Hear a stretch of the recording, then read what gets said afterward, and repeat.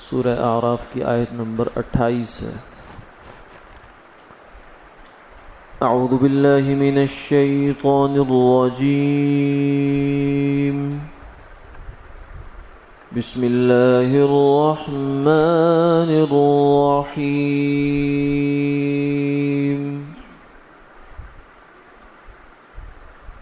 وَإِذَا فَعَلُوا فَاحِشَةً قَالُوا وَجَدْنَا عَلَيْهَا آبَاءَنَا وَاللَّهُ أَمَرَنَا بِهَا قُلْ إِنَّ اللَّهَ لَا يَأْمُرُ بِالْفَحْشَاءِ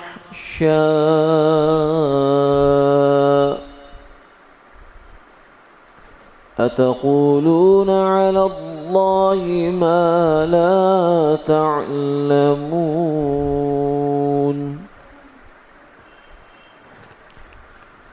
قُلْ أَمَرَ رَبِّي بِالْقِسْطِ وَأَقِيمُوا وُجُوهَكُمْ عِندَ كُلِّ مَسْجِدٍ وَادْعُوهُ مُخْلِصِينَ لَهُ الدين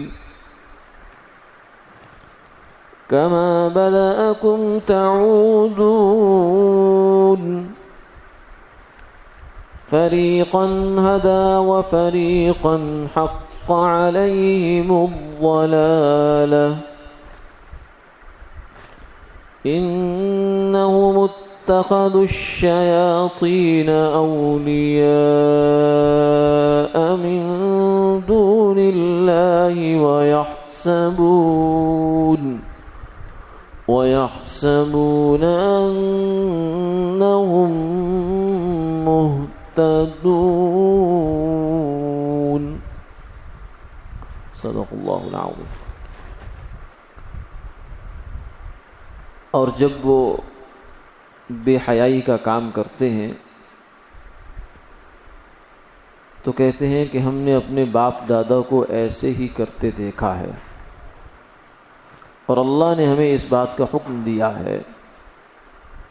آپ فرما دیجئے کہ اللہ تو بے حیائی کا حکم نہیں دیتے، کیا تم اللہ کے ذمے وہ بات لگاتے ہو جو تمہیں معلوم نہیں ہے؟ آپ فرما دیجئے کہ میرے رب نے تو مجھے انصاف کا حکم دیا ہے، اور تم ہر نماز کے وقت اپنے منہ سیدھے رکھو اور اللہ کو خالص اس کے فرما بردار ہو کر پکارو۔ جیسا کہ تم کو پہلے پیدا کیا تو دوسری بار بھی تم ایسے ہی پیدا ہوگے۔ ایک فرقے کو ہدایت کی اور ایک فرقے پر گمراہی مقرر ہو چکی۔ انہوں نے شیطانوں کو اللہ کو چھوڑ کر اپنا دوست بنایا اور وہ سمجھتے ہیں کہ وہ ہدایت پر ہیں۔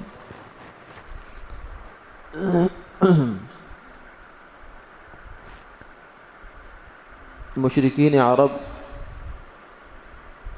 جو کہ بالعموم بلکہ تقریباً سارے کے سارے بت پرست تھے، اور بت پرست ہونے کا مطلب یہ ہے کہ شیطان پرست تھے۔ شیطان نے انہیں اپنے طریقے پر بتوں کے پوجنے میں لگا دیا۔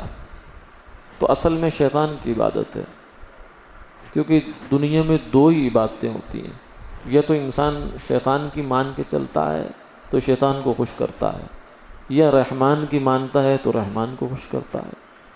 بندہ دو حال سے خالی نہیں ہے، نیوٹرل کچھ نہیں ہوتا، اس معاملے میں زیرو ویلیو نہیں ہے۔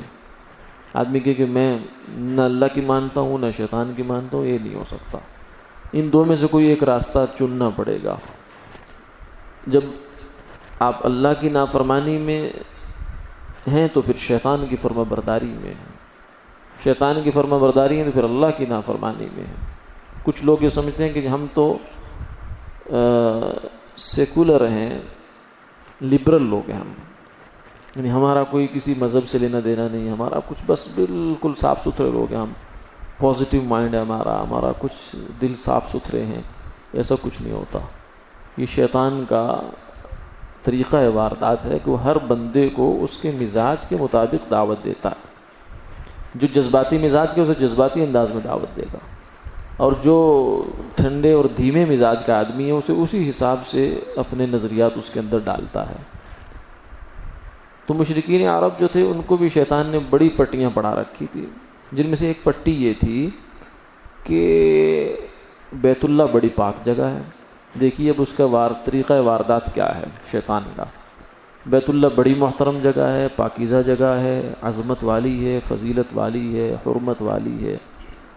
اب تم تو گندے لوگ ہو، گناہ کرتے ہو، جھوٹ بولتے ہو، زنا کرتے ہو، بہت کچھ گڑبڑ کرتے ہو، اور پھر تم بیت اللہ کا طواف کرنے بھی جاتے ہو، تو انہی کپڑوں میں جو تم نے پہن رکھے ہیں برے کام کیے، تو ان کپڑوں میں طواف کرنا تو کوئی تک نہیں بنتا، لہٰذا بیت اللہ کا جب طواف کرنے جاؤ تو یہ کپڑے اتار دو۔ پھر ایک اس میں انہوں نے ایک اور آپشن بنایا کہ اس حکم سے یا اس فلسفے سے قریش کے لوگ مستثنا تھے، جو مکہ مکرمہ میں قریش کا قبیلہ تھا وہ اس سے مستثنا تھا، یا پھر جس کو قریشی لباس دے دے اپنا، قریشی اگر اپنے کپڑے دے دیتا تھا کسی باہر کے آدمی کو تو وہ اس کے کپڑے پہن کے طواف کر لیتا تھا، ورنہ اپنے کپڑے پہن کر باقی عرب کے لوگ طواف نہیں کرتے تھے۔ اور اس میں سے عورتیں جو تھی وہ رات کو چھپ چھپ کے طواف کرتی تھی، اور مرد جو تھے وہ دن میں ننگے طواف کیا کرتے تھے۔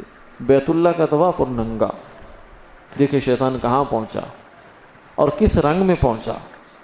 اس نے پورا فلسفہ گھڑا کہ یہ وہ تو بڑی بری بات ہے کہ بیت اللہ بڑا عظمت والا اور تم گناہگار اور یہ وہ فلاں فلاں۔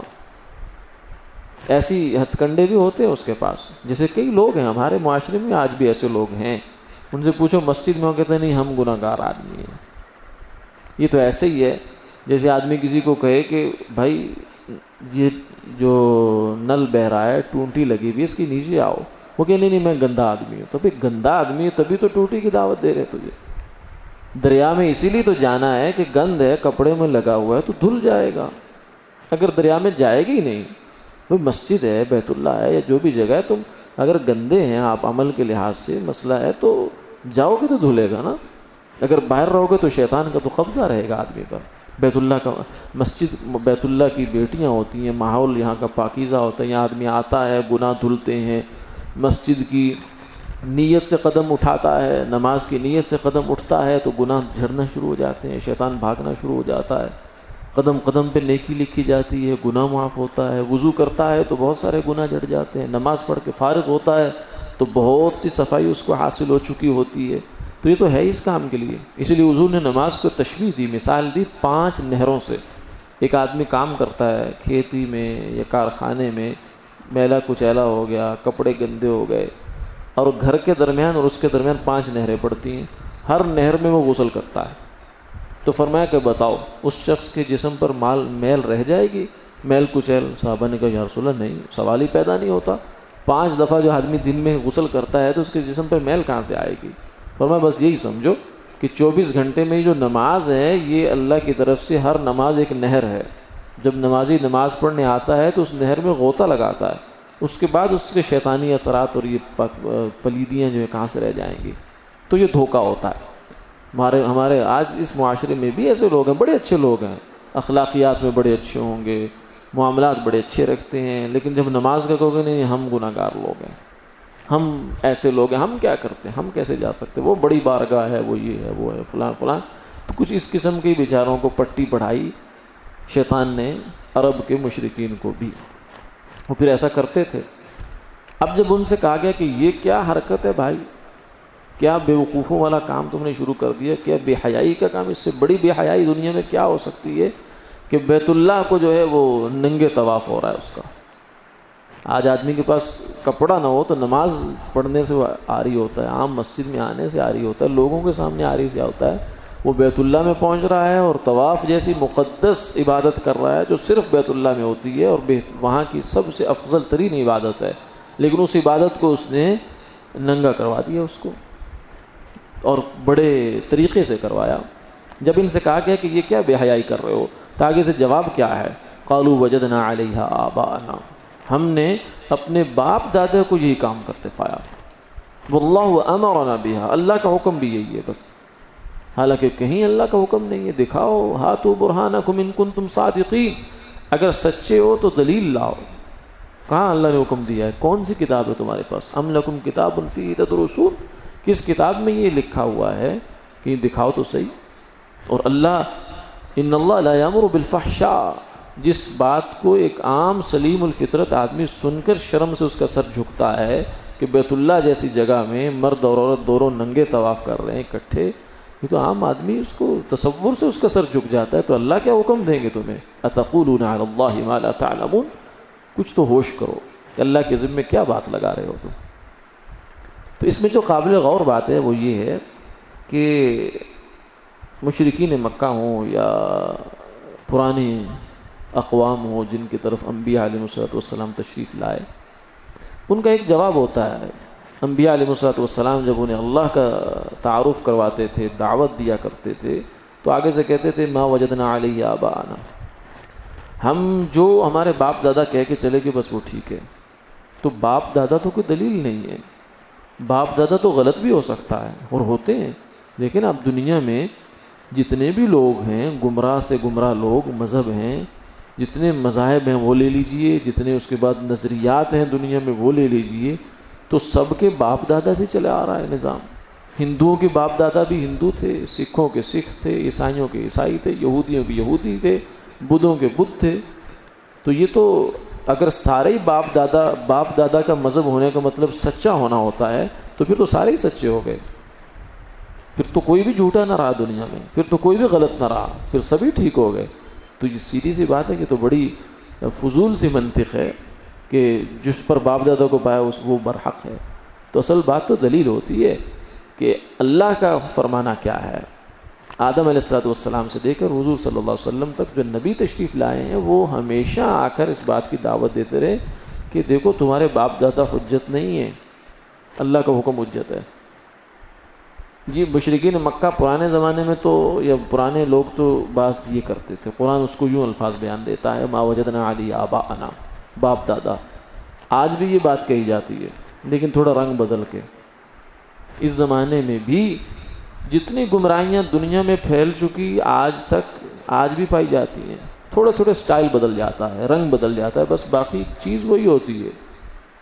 بہر رنگے کے می خواہی جامہ پوش، من انداز قدت رامی شناسم.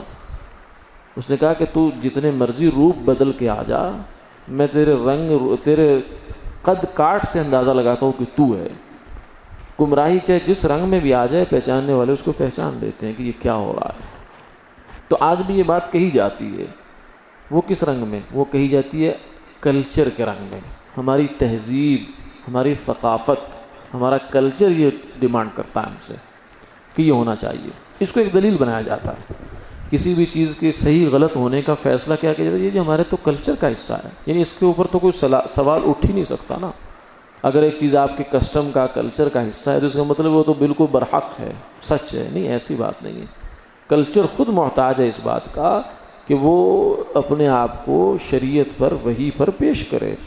اگر شریعت اور وحی سے اس کی تصدیق ہوتی ہے تو سر آنکھوں پر، اگر تصدیق نہیں ہوتی ہے تو ایسا کلچر کسی قابل نہیں ہے. یہی بات تو مشرکین مکہ کہہ رہے ہیں.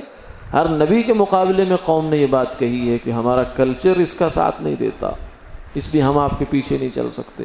بلکہ فرعون نے تو یوں کہا بنی اسرائیل، اس کو، اپنے مصریوں کو، اپنے ماتحتوں کو، اپنی رعایا کو اس نے یہ کہا کہ یہ جو ان ہذان لساحران یریدان ان یخرجاکم من ارضکم بسحرہما ویذھبا بطریقتکم المثلی، یہ جو دو بھائی ہیں جادوگر موسیٰ اور ہارون، نعوذ باللہ من ذالک، یہ پتہ کیا چاہتے ہیں؟ اس نے دیکھو پروپیگنڈا اس زمانے میں بھی ایسے ہی ہوتا تھا. انسان ایک جیسے ہی رہتا ہے، چاہے فرعون کا زمانہ ہو یا آج کا زمانہ ہو.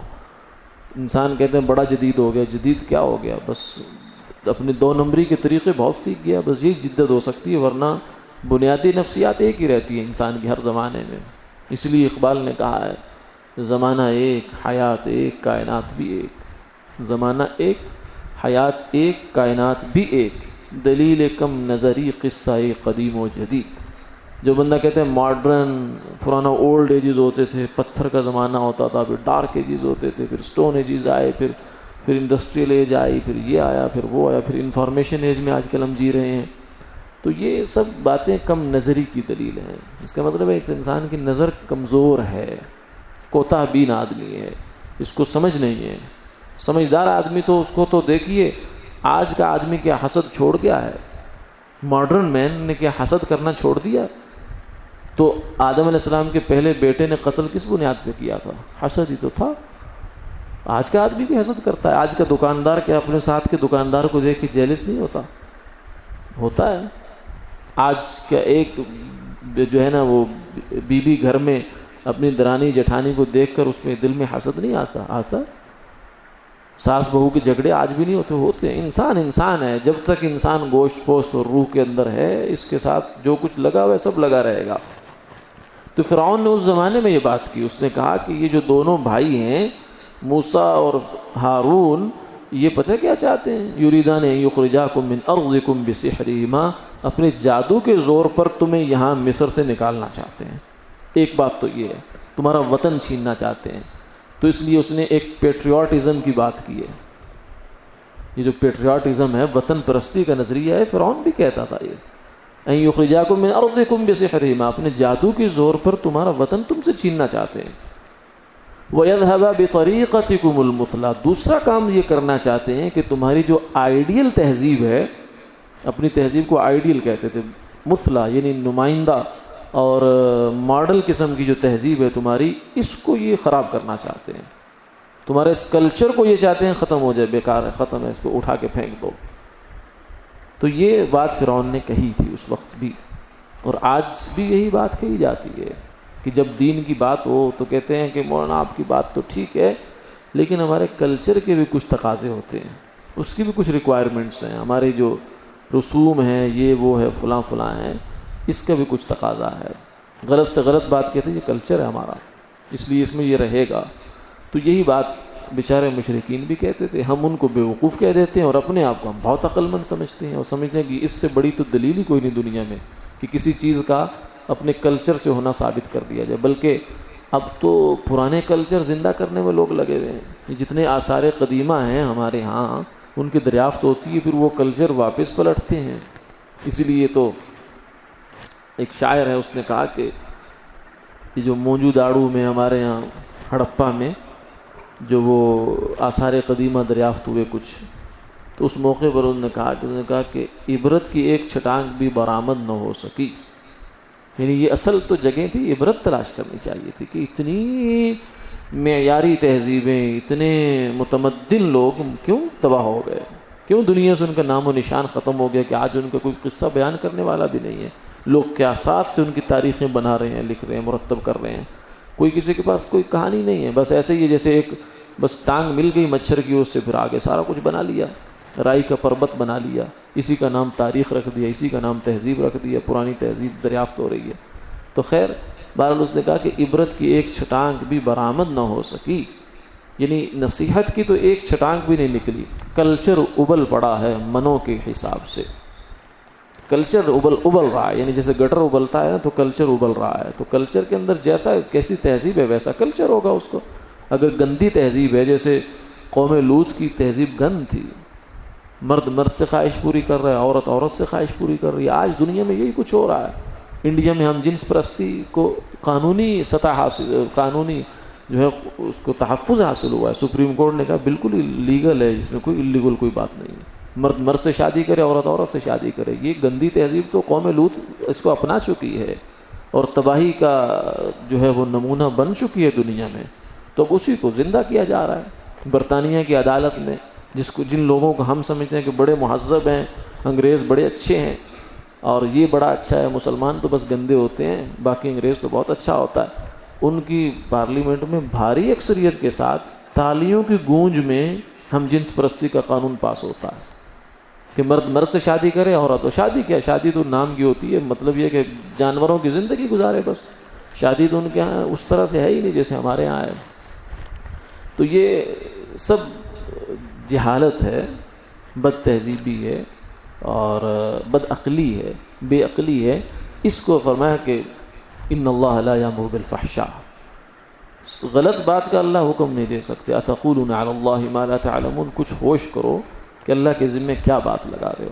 تو یہ قرآن پاک میں جو یہ باتیں ہمیں اللہ نے بتائی ہیں، دکھائی ہیں، وہ اس لیے ہے کہ ہم ان سے عبرت حاصل کریں.